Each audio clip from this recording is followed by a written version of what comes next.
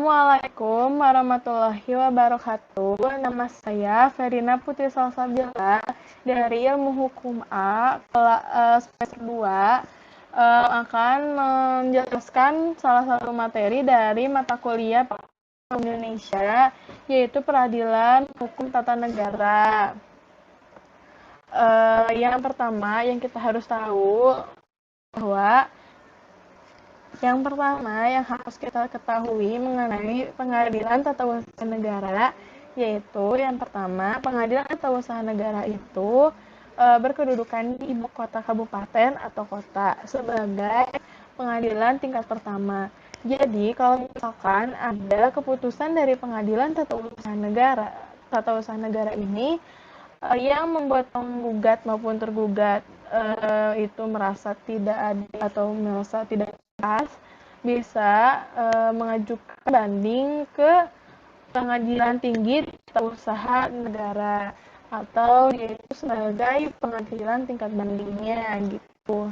Terus yang harus kita ketahui lagi fungsi utama dari pengadilan tata usaha negara, yaitu untuk memeriksa lalu memutuskan dan juga menyelesaikan sengketa-sengketa yang berhubungan dengan tata usaha negara.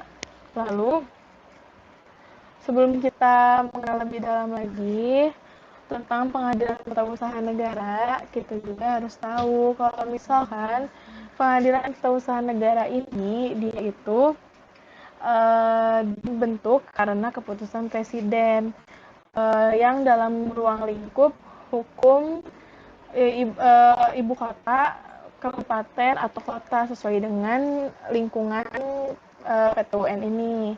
Terus di situ susunan dari PT UN ini yang pertama ada pimpinan. Pimpinan itu terdiri dari ketua PT UN dan juga wakil ketua PT UN. Nah, setelahnya habis itu yang kedua ada hakim anggota. Terus yang ketiga adalah panitera. Panitera ini adalah pejabat pengadilan di mana tugasnya itu untuk membantu hakim dalam membuat berita acara pemeriksaan dalam proses pengadilan. Terus panitera ini menurut KBBI merupakan singkatnya itu merupakan pegawai pengadilan di mana dia ngurusin tentang administrasi yang ada di pengadilan. Seperti itu. Terus habis itu kita setelah panitera ada sekretaris. Kita lanjut ke pembahasan selanjutnya. Yang pertama tentang definisi peradilan tata usaha negara. Nah,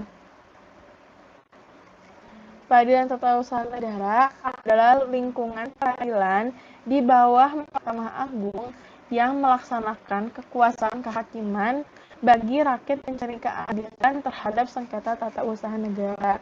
Nah, itu masuknya di bawah Mahkamah Agung itu, jadi dia itu ya tadi pengadilan tingkat pertama tadi. Jadi kalau misalkan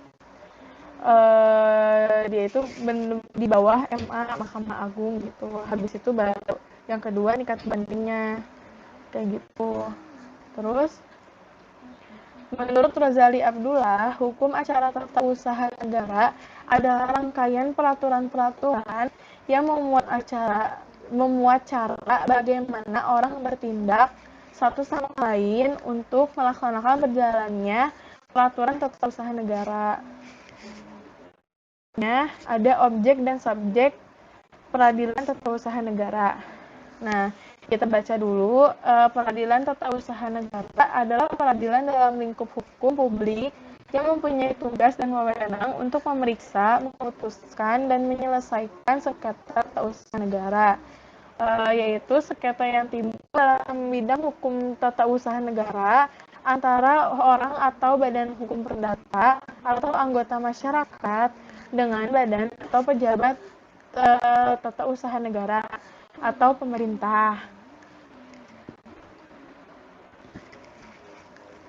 baik di pusat maupun di daerah sebagai akibat dikeluarkannya suatu keputusan tata usaha negara atau best-checking bahasa Belandanya, termasuk sengketa kepegawaian berdasarkan peraturan perundang-undangan yang berlaku. Nah, itu ada dalam VID pasal 50 Junto pasal 1 angka 4. Undang-Undang Nomor 5 Tahun 1986 Junto Undang-Undang Nomor 9 Tahun 2004 Junto Undang-Undang Nomor 51 Tahun 2009. Jadi, dapat kita simpulkan bahwa objek dan subjek peradilan tata usaha negara itu sebagai subjeknya itu adalah seseorang atau badan hukum perdata yang sebagai penggugat. Sedangkan badan atau pejabat atau usaha negara sebagai tergugat. Sedangkan objeknya adalah keputusan usaha negara itu atau bahasa Belandanya best-checking tadi. Gitu. Bahasan selanjutnya, unsur-unsur sengketa tata usaha negara. Unsur-unsur sengketanya ini ada subjek yang bersengketa atau yaitu orang atau badan hukum perdata dengan badan atau pejabat tata usaha negara di pusat maupun di daerah.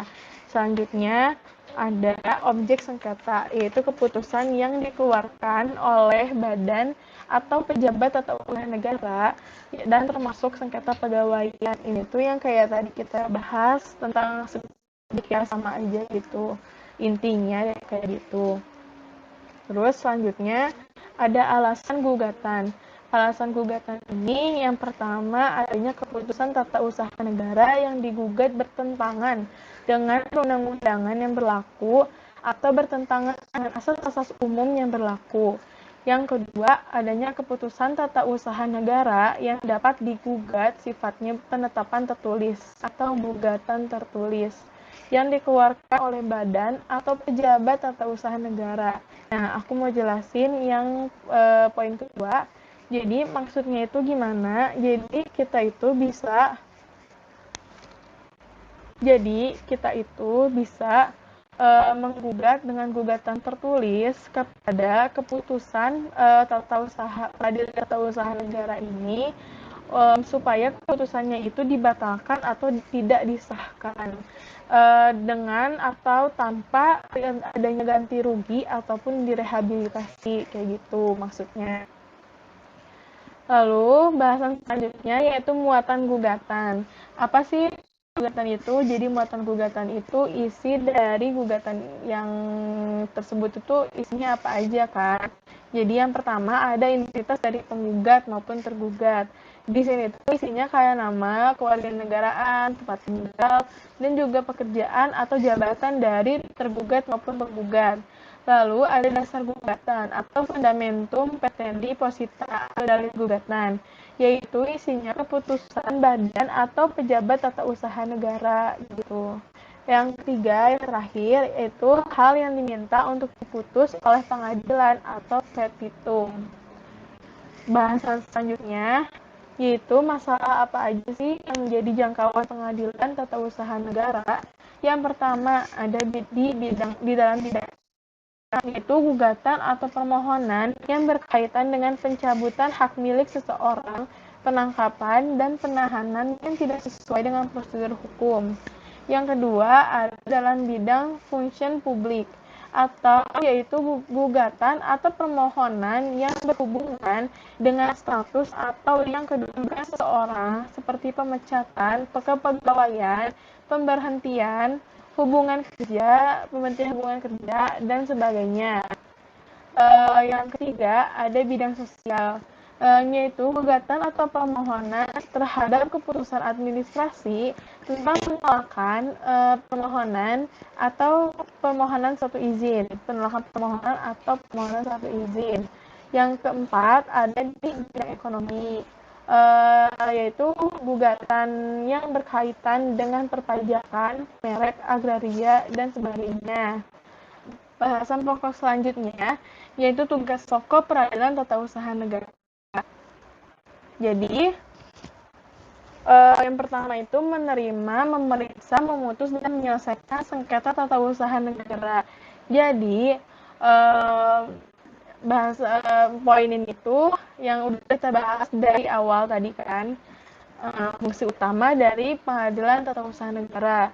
Lalu, poin kedua yaitu ada meneruskan sengketa-sengketa tata usaha negara ke pengadilan tata usaha negara dan pengadilan tinggi tata usaha negara. Ini maksudnya gimana?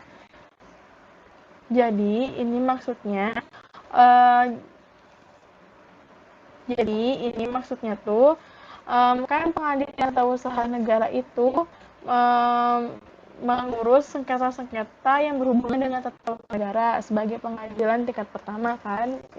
Terus kalau misalnya ada keputusan yang dirasa belum memuaskan penggugat maupun tergugat, bisa mengajukan banding ke pengadilan tinggi tata usaha negara sebagai pengadilan bandingnya begitu.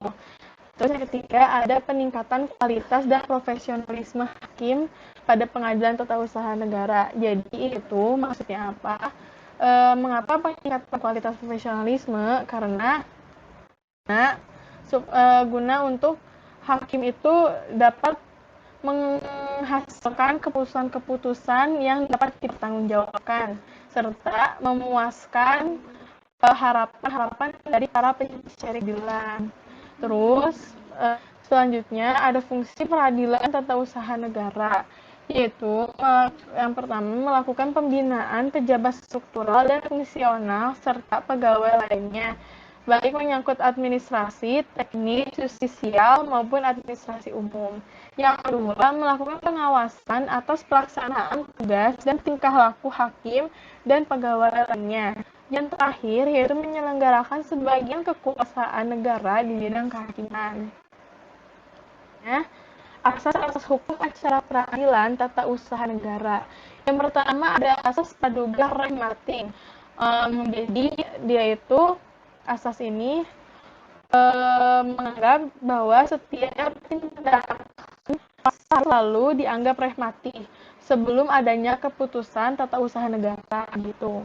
Sesuai dengan bisa dilihat pasalnya pasal 67 ayat 1 Undang-Undang Nomor 9 tahun 2004 tentang peradilan tata usaha negara.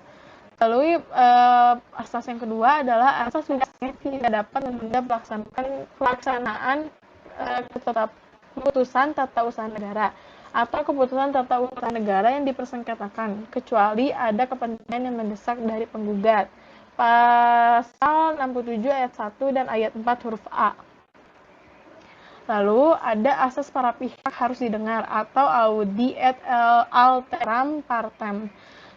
Terus selanjutnya ada asas kesatuan beracara dalam perkara sejenis baik dalam pemeriksaan di pengadilan judex facti maupun kasasi dengan MA sebagai puncaknya. Lalu selanjutnya ada asas penyelenggaraan kekuasaan kehakiman yang merdeka dan bebas dari segala macam campur tangan kekuasaan yang lain, baik secara langsung dan tidak langsung, bermaksud untuk mempengaruhi keobjektifan keputusan peradilan. Ya, terus selanjutnya ada asas peradilan dilakukan dengan sederhana, cepat, dan ringan. Mengapa sederhana, cepat, dan ringan ini? Aku jelasin kalau sederhana itu maksudnya jadi ini dilangsungkan tanpa berbelit. Sedangkan cepat ini dilangsungkan secara efisien dan ringan itu biayanya ringan. Jadi maksudnya menekan biaya para pencari keadilan itu terjangkau untuk ya terjangkau gitu. Yaitu asas peradilan dilakukan dengan sederhana dan ringan ini sama kayak asas secara perdata pidana juga gitu kan. Terus ada asas hakim aktif, yaitu sebelum dilakukan pemeriksaan terhadap pokok sengketa hakim mengadakan rapat pemusyawaratan menetapkan apakah gugatan dinyatakan tidak diterima atau tidak berdasarkan atau dilengkapi dengan pertimbangan. Pasal 62 Undang-Undang PT-UN. Lalu selanjutnya ada asas sidang terbuka untuk umum. Asas ini membawa konsekuensi bahwa semua putusan pengadilan hanya sah dan mempunyai kekuatan hukum apabila diucapkan dalam sidang terbuka untuk umum. Selanjutnya ada asas peradilan berjenjang. Jadi jenjang peradilan dimulai dari tingkat yang paling bawah, yaitu pengadilan tata usaha negara, kemudian pengadilan tinggi tata usaha negara, dan puncaknya adalah Mahkamah Agung. Terus poin selanjutnya ada asas pengadilan sebagai upaya terakhir untuk mendapatkan keadilan. Asas ini menempatkan pengadilan sebagai ultimatum remedium. Jadi intinya tuh pengadilan itu sebagai langkah terakhir dalam hukum. Seperti itu. Selanjutnya yang terakhir ada asas objektivitas. Intinya bisa dibaca aja, intinya jadi asas objektivitas itu kita tuh yang antara panitera sebagainya tidak boleh berhubungan keluarga sedarah dengan, ya pokoknya tidak boleh ada yang berhubungan keluarga lah gitu kan, atau sedarah gitu, supaya keputusannya itu tetap objektif, tetap adil kayak gitu. Sekian yang dapat saya sampaikan. Terima kasih telah menonton video ini. Terima kasih atas perhatiannya. Assalamualaikum warahmatullahi wabarakatuh.